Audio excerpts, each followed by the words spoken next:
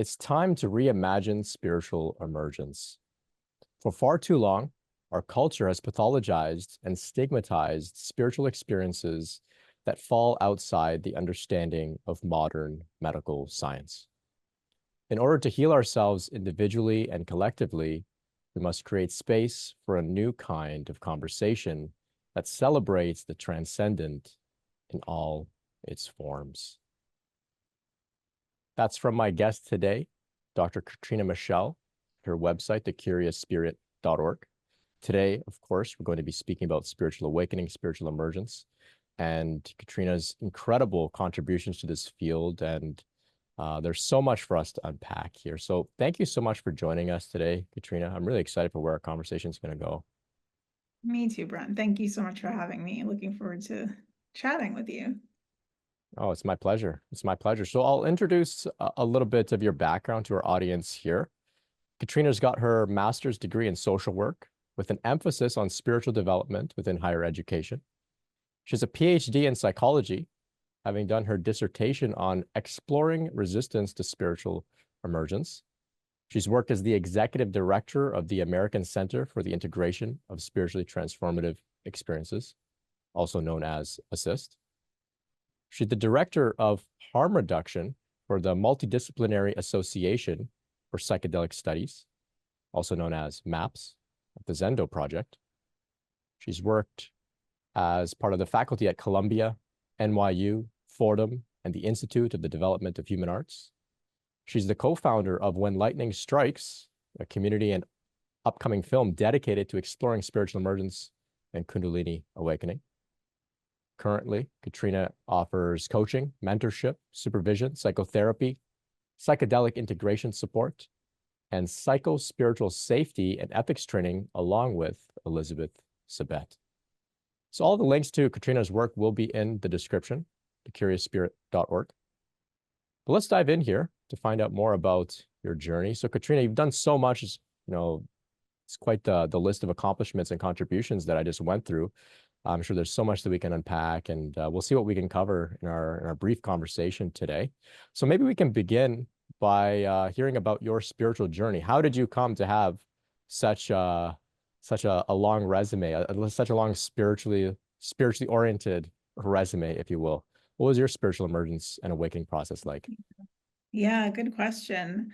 I think I'll start by saying that, I've always been a seeker. That's really how I identify first and foremost. And because for me, when I started that process and, as a young person, I didn't plug into any communities. So I went to academics. That's what I was immersed in at the time. I was in college when I had my first kind of really powerful unitive experience. And it was just where I went to find some answers and some understanding. And so started to learn more about my process really through my studies. And it was from there that I just sort of turned it into, here I am. This is everything I'm doing. It's all been a part of my searching. Right. So you mentioned this unitive experience during college. Can you tell us more about that? Sure. Yeah. Well, I'll start by saying that this experience is not something that was solicited. At the time, I was not doing any meditative practices or even yoga. I wasn't doing any psychedelics. This happened spontaneously to me when I was walking up out of the New York City subway onto Lexington Avenue. Strange a place as any to suddenly be taken into this field of complete love, empathy, understanding of the interconnection of all of us and all of the cosmos, and have this flash download of the nature of reality. And really the piece that sticks with me the most to this day is the profundity of the love, the profundity of the empathy, that just most expansive, heart opening I could ever imagine. And I think to give you some context, I was a kid in my, early 20s who had come out of being raised in the Catholic Church. So I didn't associate this with God or spirituality because that my lens was through the church, which I had since rejected. And I didn't know what to do with this experience. It was foreign to me. I had no language for it. I wouldn't have even known how to talk about it if I could. And I sat with it for a long time. I sat with it really, with the exception of mentioning it once to a Jungian analyst, I sat with it for 10 years before I started talking about it openly, before I could even really find language for it. So it was very much the catalyst for deepening into my work and my spiritual journey. Wow. So profound experience, but then to sit with it for 10 years without having really opened up about it. What was it like? Was that something you kind of put away and didn't consider, or was it always sort of playing on your mind? What was that? Was there any distress around that? Thanks for asking. So I would say that actually within the first few seconds, so this experience lasted moments in linear time, but on the inside where I was, it was timeless, and there's no real way to encapsulate what that is. But I had an eternity, it was like a raindrop of experience within, a thunderstorm. But within the moments that passed, I was right away back in my head analyzing what happened. And my assumption was, oh, this must be the beginning of a psychotic breakdown. And so I had kind of just, as the psych major that I was like, oh yeah, well, I'm around that age where a first break can happen. My grandmother was schizophrenic. I guess that all aligns, and we'll just hope for the best and see what happens. But that was the only moment I had of really kind of judging it through that negative lens, only because that is the only lens I really had. But every time I recalled it since then, like I said, this experience really stayed with me. And even though I didn't talk about it, it was with me. It was on the inside. And every time I would reflect, it would bring me to tears. It was just the most beautiful, amazing thing. And so it really was sacred in that I held it so close, and it brought me right back there every time I did. And I didn't have judgment about it. I had gratitude for it. I just didn't know what it was, and I hesitated to use the term spiritual. I don't even think it crossed my mind for a very long time, to be honest with you, because again, I came from that background where I really needed to reject what that was. Right. So how do you then come to find that there is this term spiritual emergence or awakening, and there's this whole field of spirituality that is quite familiar with these experiences? How did you stumble upon that? Yeah, I mean, this is where pure beauty of synchronicity and, divine unfolding. I had always, so from that experience, I, kind of just went on about my life, ended up going to social work school. I knew I wanted to be a therapist, was already practicing as a therapist for several years in different settings, had started my private practice, and I was in a marriage at the time that I wasn't feeling met in. And I was like, okay, it's time to just divert my energy and my attention to me. And I had always wanted to study transpersonal psychology, just knowing that it was this intersection of sort of philosophy, psychology, spirituality, and not really knowing how to access it without a program that was structured. So I did. I applied and I went back to school, and there were all these marvelous synchronicities that led me there. But it was there when I kind of got there for the PhD research program, and people were asking me, well, what are you here to study? And I really didn't know. I was just like, oh, I don't know. I'm just here to have an experience. And the next thing I know, one of my first classes, we were talking about spiritual emergence, and it hit me. I still remember like the feeling in my body. I was like, oh, that's what my experience was. They were talking about this unitive experience. And I was in awe that it was being reflected back to me in this linear way. And here I am at the beginning of this program. So that's how that happens. Wow. It's really fascinating how we can go for quite a while not knowing that our experience has been documented, studied. There's books about it. And it doesn't necessarily have to just be about our spiritual experiences. Some people, their trauma, they think this is normal, everyday stuff that everyone experiences. And they True. read a description about what maybe some sort of traumatic responses, and they say, I have this. Does that mean something is going on with me? And suddenly the journey really begins at that point. And I remember some experiences like yours as well. They can be very validating, immensely validating, especially for, 10 years, keeping that to yourself and not really being able to make sense of it. And so your dissertation then, of course, on the topic of spiritual resistance. Can you talk to us a little bit about spiritual resistance and how this focus Thank came to be? Sure. So I think from, so I'll back up a little just to say, so this language, which I'm sure many in your audience are familiar with, but it comes from Stan and Christina Groff. And, Stan Groff, of course, is this eminent LSD researcher, psychiatrist. And his wife, Christina, actually had what they termed a spiritual emergency during childbirth. So this is where this language was born. And the difference between spiritual emergence and emergency being that the emergency is when there's a crisis involved that it can create a variety of symptoms, very different presentations, but basically it stops somebody from continuing to kind of go about their daily life. So this term spiritual emergence is what they call the kind of natural process, the gradual unfolding where you're able to sort of integrate the big energies little by little, and it doesn't create the crisis. So for me, that 10 years sitting with it by myself, looking back, I'm like, okay, I was just integrating it by myself, but I was able to still be out in the world and go about life.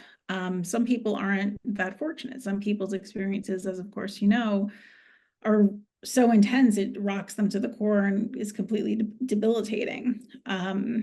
So yes, so coming back to my topic of study, I knew that I wanted to learn more about my experience through my dissertation process. And I remember thinking, okay, spiritual emergency, there's a lot out there already, but I wanted to study the more subtle openings. And looking at my own process, I started to consider, well, what was there in me that was stopping me from opening even more? What was there in my process? And after working with my advisors, we finally came up with this term of spiritual resistance, and that being something that disrupts the natural unfolding process. Sometimes the resistance is beneficial for us. Sometimes perhaps it keeps us from going into crisis and has a regulating function, but also it can inhibit us from that unfolding process of spiritual development. Very interesting. Right. So like with everything, there's some benefits and some downsides. And if things are out of balance, of course, um, something like spiritual resistance can really cause a lot of trouble. So when I came across your dissertation, I got very, very excited because it seems to have been not intentional, but it seems to have become my mission to try and help people to move through spiritual resistance. I didn't know that such a term existed, and I was so grateful that, you've done this research. So when I host guests like yourself, or when I put out an episode, my aim is to just say, hey, this is something that's, it's a known, documented thing, and we're safe to go through it and to allow the process to unfold. And so I was very excited. So I read through your paper, and considering I'm also in graduate school myself, I found it pretty interesting to be able to see how you applied all of the academic research methods in an area that I think is the most important and interesting to me. So I was like very, very excited to read it. And so I invite others to check it out as well. You can find it on Katrina's website, thecuriousspirit.org, if you happen to be interested. But in that paper, you came across some of the many ways that people overcome their spiritual resistance. And so at the top of the list, we have a few things, but let's go to the first one here, which is community. Can you talk to us about community and the importance of it for those going through, spiritual awakening, spiritual emergence. Yes. So in my research, this was the one that came up across the board for everyone in terms of what helps them move through their process of spiritual emergence and overcome their resistance was this aspect of community. And my understanding of that is we are social creatures. We need each other. We need people. We validate each other's worlds, right? No person lives in a world unto themselves. Really, we think we do, but really we are very social. Our worlds are interpreted through the lenses that we share.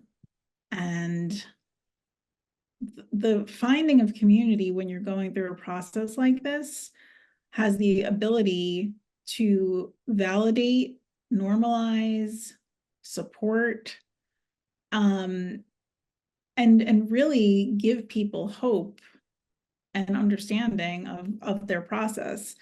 So it's one of the reasons why you and I met, actually, Brent, right? Because you've been supporting so much with the When Lightning Strikes community effort that was born out of the film that Kate West and I began working on a few years back.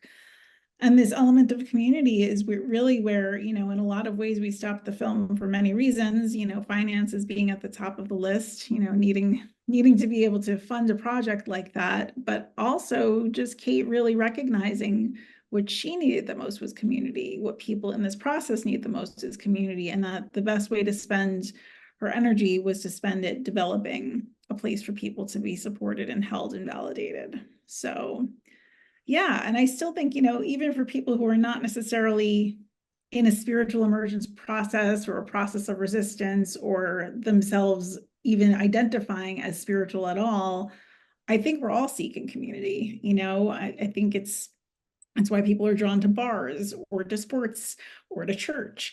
And a lot of people don't know where to go because that doesn't resonate for everyone. And that's kind of like what our culture tends to give us.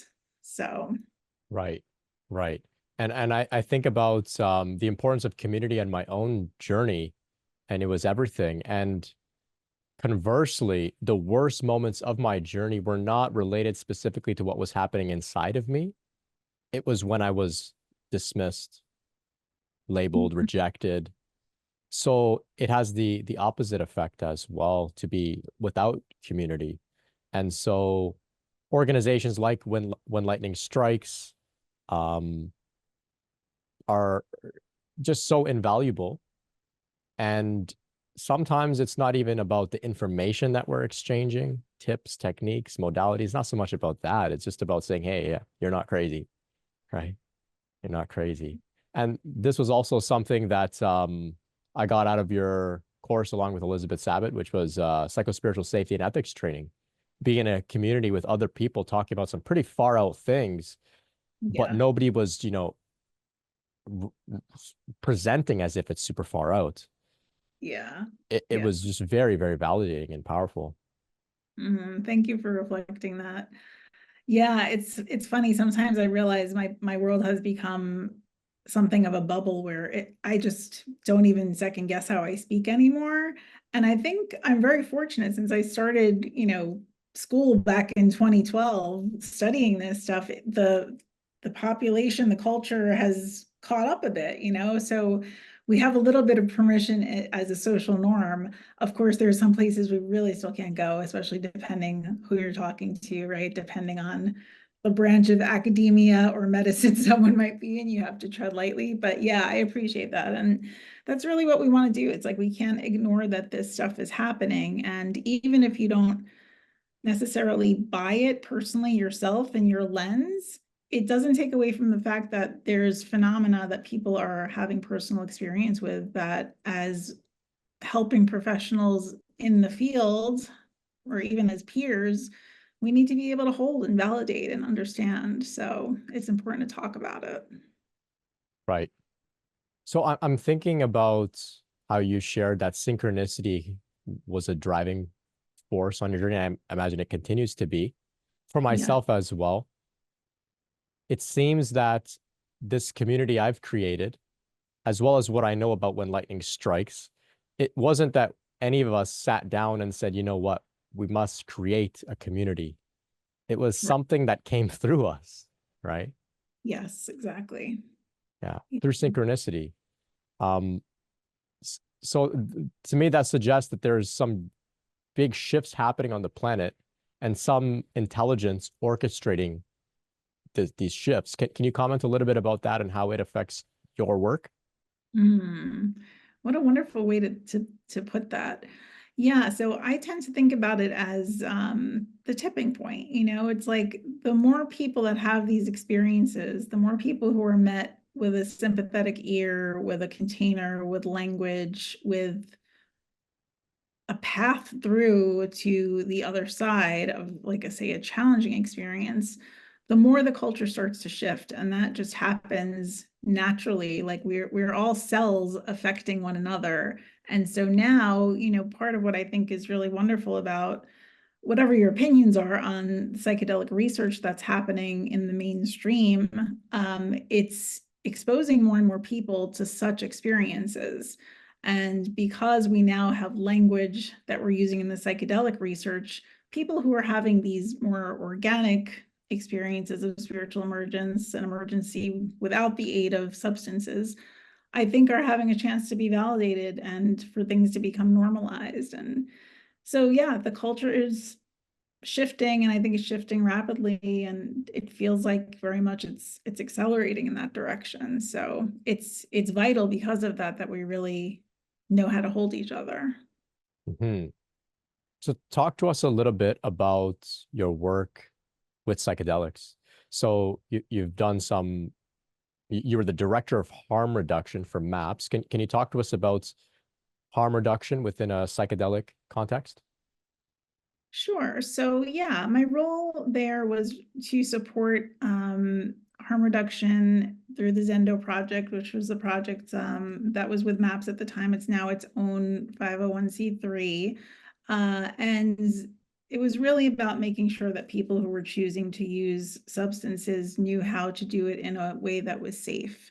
So we supported efforts around that. The time I was there was a unique time. I was there during COVID, so we were doing some more education and different ventures rather than the in-person festivals and whatnot, which we shut down for a couple of years. But I also consider this, what we're talking about today, an effort of harm reduction, spiritual emergency. Most people, well, I think people are starting to know about it, but again, when I started doing this research, it was not a word I could really find anybody on the outside of my little school to talk to about. And it is a risk of working with powerful medicines. These medicines are shifting our consciousness in profound ways, and they're creating openings, and they're unveiling traumas that we may have long repressed. They're connecting us to things that may not even be ours personally. They may be about our lineage. They may be about, just the culture, like a larger scale that we're holding in our systems, because again, we are also interconnected, and psychedelics start to reveal that to us in real time. And so coming back from a big experience like that your brain and your body has never had to hold before, it's really intense to just suddenly say, okay, trip is over, I'm going back to work on Monday. And it can absolutely catalyze a spiritual emergence. And it can be a crisis, it can be a spiritual emergency. It can even be spiritual resistance when something's happened and you kind of put it back underground because you don't know what to do with it. But it opens us up. And, my understanding, and I think the research would agree with me, is that once a process like this is opened, it doesn't really get swept back under the rug. Or Right. maybe it only gets swept under the rug. It doesn't reverse and never come back again, right? It's just kind of waiting there for you to trip on it or do something about it. Yeah, and at least in my experience, I haven't come across anybody who's successfully kept it under the rug. It Yeah, seems like it always does come out at some point. Um, yeah, Very interesting. So with psychedelic integration, many people are, hearing about the benefits of psychedelics. It's got a lot to do with the shift in our culture. Um, it clearly there's therapeutic benefits for it. What does psychedelic integration support look like? Either if you're working with a psychotherapist or a coach, can you talk a little bit about how that process might look? Yeah, so I like to think of psychedelic integration. We usually think about integration as like, what do we do in the aftermath of a big or any really experience, whether it's again a spiritual emergency kind of experience, a psychedelic experience. How do we work with it to integrate it so our systems can hold it? That's kind of like the real way we want to think about it. And the way we work with that in psychotherapy and with most of the coaches that I know, it's within a container of saying, okay, you are planning to go take an ayahuasca journey in some foreign country. Let's have a couple of conversations about what that's going to look like. Let's start to have some well-informed understanding of what could possibly occur. Let's begin to notice what your expectations are versus what your intentions are. So it begins with education, it begins with awareness, and then letting the person go have their experience, and then continuing to work with the material that has come up for them through that experience. So sometimes for people, it's these big openings. Sometimes for people, it's disappointment that they didn't get what they expected because they went in thinking they were going to meet God and they are upset they didn't have the mystical experience. Again, you never know what you're going to get with these medicines. It's not the same as taking a Tylenol where your pain is likely going to go down. So, I think as a culture, we're just not used to working with them. They are these vibrant, real substances that just can grow in any which way, and they take us so many places. There's not a linear way to track them. And so all the more reason why integration is so important, because if you've never had an experience like that before, you truly don't even know what you're dealing with. So important, again, part of the community is having that professional support when you need it to guide you through anything that might be challenging. Yeah. I guess in more traditional cultures, there was community, there was understanding, there was ongoing support pre, post these experiences. Today we have these sort of very brief encounters with the Yeah, medicine, and then we're kind of left on our own. Um, right. lately, it seems about maybe more than half the people that reach out to me for support have some psychedelics have played a significant role in the challenges that they're dealing with today. And Mhm. not that psychedelics should be ignored, it just they're looking for integration support, whether they know it or not. Um, Right. do you offer sort of supervision, mentorship for other therapists, professionals in this space as well? Yeah, and that's really where I'm putting a lot of my efforts right now. Supporting people in the capacity that they can support each other. So again, whether it's, people who are helping professionals, therapists, or coaches, or retreat leaders, facilitators of some sort, or people who are just, recreationally holding containers with their friends. I think it's really important that we have a sense of how to work with these medicines. So I've shifted a lot of my efforts toward educating people about the proper ways to hold a container, to create a safe space, to make sure that people are well informed about the risks and the benefits, and supported through the integration of not just the challenging piece, but also sometimes people have these beautiful unveilings. Things come up, they have memories, they have insights. And again, if you don't continue to work with those insights, once you're in normal consciousness, it's really easy for them to just go away because nothing's there. But if you're pulling that thread through and you're sharing it with somebody who's helping you hold it, it's like, again, we're not going to sweep it back under the rug. We're looking at it and we're working with it and we're being intentional about what we want to do to hopefully make our lives better, easier, to bring more love, to bring more peace. That's really what I think these medicines have the capacity to do for us, especially if we're holding them right, especially if people are doing it in a way that is, again, holding that space for harm reduction and having intentionality about it. Hmm. So despite a bit of I guess a setback with MDMA being approved for treatment recently, I know we touched on it briefly already, but you know, I think the psychedelics, just like in the 60s, I think the psychedelic renaissance that's happening here is the doorway to spiritual themes becoming more accepted. Yeah. Do Yeah. you see this as well? Absolutely. I mean, I think we're already there. Again, this language wasn't in the zeitgeist a few years ago, and now we're talking about it at mainstream academic conferences. I mean, the first time I heard people at a psychology conference talking about mystical experiences, I was like, what? I can't believe we're having this conversation. So, yeah, absolutely. I think that, we're still working in many ways through this medical model that our culture prioritizes. So we're still talking about symptom reduction, we're still talking about outcomes, and that's okay in a lot of ways because that's what we have, and we work with what we have. And the medical system right now, regardless of how we feel about it, it's what has the authority. And so when the system has our authority, we're going to pay mind to it. And at some point, it's hard to ignore what's happening on these other levels. And that word spiritual can definitely be a trigger for people. But if you just think of it as something outside of the mainstream paradigm that we're given, we have to let it in. We have to let it into our way of thinking. And so I think in time, the systems are absolutely going to have to expand to hold it. I do think, you reference what's happening with the MDMA trials in the US right now. And there are, I'm sure, a number of reasons that would into the medicines not being currently approved for therapeutic use. And I think we'll see how that pans out.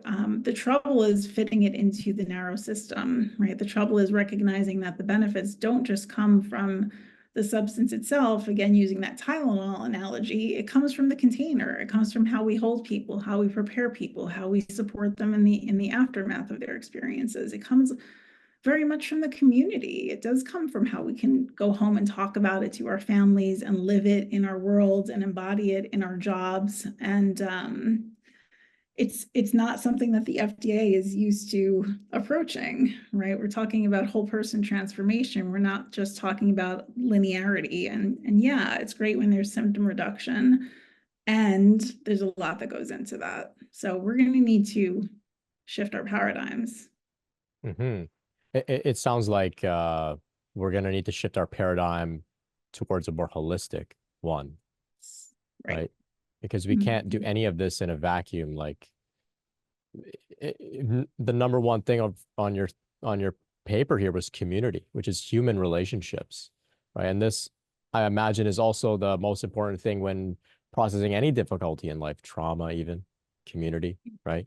As a social worker yourself, a therapist yourself, of course, you know that the number one factor is the relationship. It's not even the modality, right? It's the human Exactly. relationship.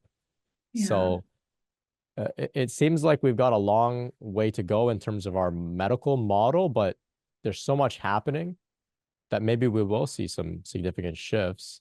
I recently had Dr. Daniel Ingram on as well, speaking about similar themes with the EPRC. Mhm. Have you worked with them as well, I believe? Yeah, absolutely. Yeah. That's great. I have to check out that podcast. I didn't interviewed him. Yeah, he's pretty brilliant. He's so brilliant in so many ways. Yeah, the vision and the mission is really incredible. What sort of work have you done alongside the EPRC?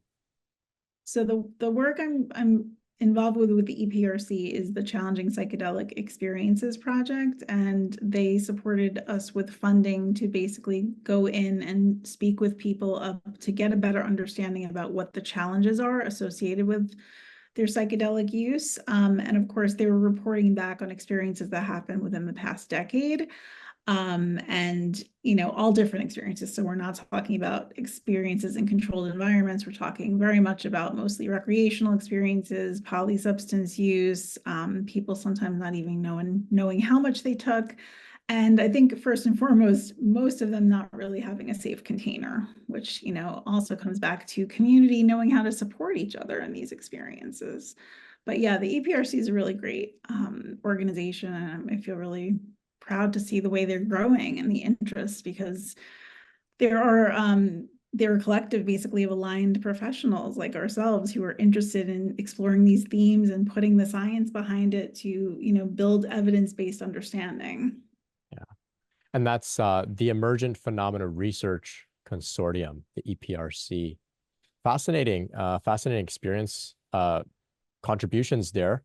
Challenging psychedelic experiences like, the bad trip, right? Yeah. You mentioned the container being so important there. Yeah, Setting, would you say the set and the setting constitute the absolutely. container?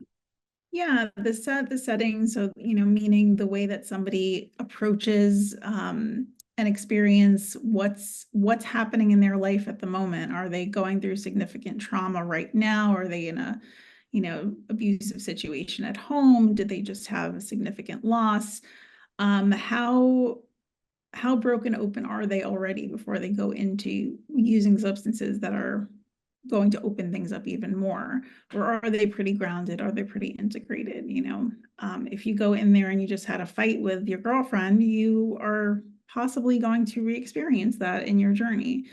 Similarly, if you go in a good headspace, you're probably going to, continue that. It's a non-specific amplifier is what they call these medicines. So it's going to really just support wherever the mindset is. And that's why we talk a lot about intentions. So the more you're sitting with an intention, working with an intention before an experience, journaling about it, the more likely it is to open up for you in your experience.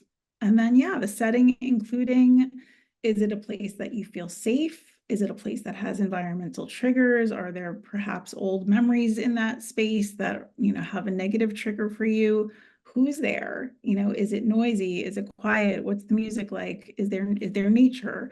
All of these elements are going to play into your experience. And again, part of why it's so important to take all of this into consideration when we think about legalizing this. Yes, definitely.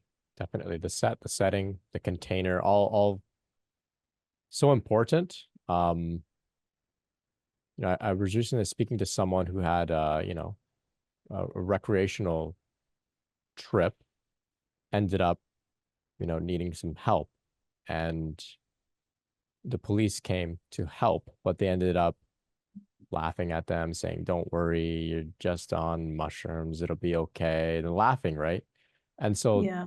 this was very invalidating for them, and it, got them to become fearful of authority. And it's like the complete opposite of a healthy, safe container, right? And that just highlighted it for me. It was a recent conversation I had, so it kind of highlighted for me how important it is to be held in a safe place while we explore Yeah, these things.